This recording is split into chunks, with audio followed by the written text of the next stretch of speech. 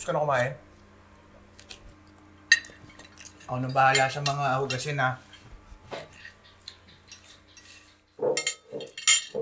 Bekang, kainin mo na yan. Sunod mo na lang sa akin yan, ha?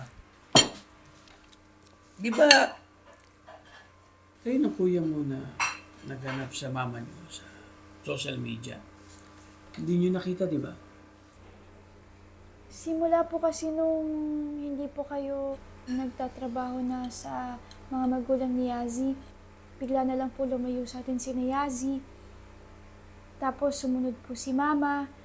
Tapos pumunta na po tayong Bulacan.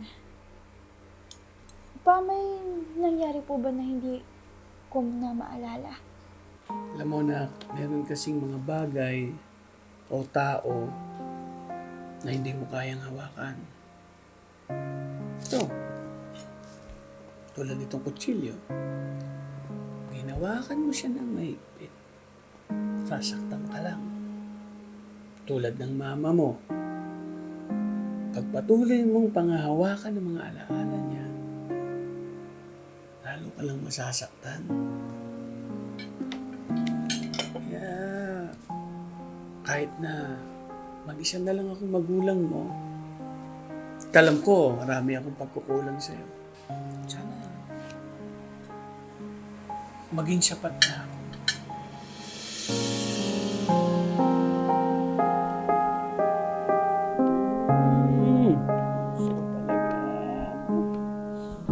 Gen Zers, sip this juice. Mas paniningtingin natin ang star vibes nyo kahit dark matter ka pa. Because cosmic children of the sky ang pasabog natin sa kalawakan sa dadating na Founders Day. Here sa nasagap ko. Ang theme is something bright and shining. Just like your future. So get ready. And here's a tip. Find your partner para mas magbubuli ka sa araw na yan. Pero be smart ha sa mga magiging partner nyo. Kasi baka mamaya, ikaw na yung start niya.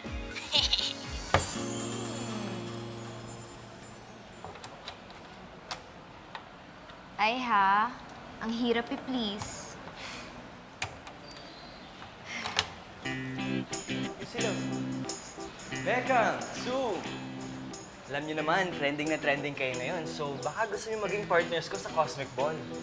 Give just sa others ka na lang, Marco. Marami naman nagkakagusto sa'yo eh. Big, totoo ba to? May proposal na agad tayo.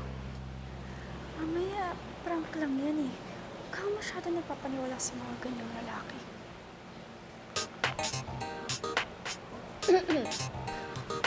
Sige nga, ano bang may offer mo sa amin nun, Be? Kahit anong gusto niyo. Uy! Beckham! Hoy! Bekang!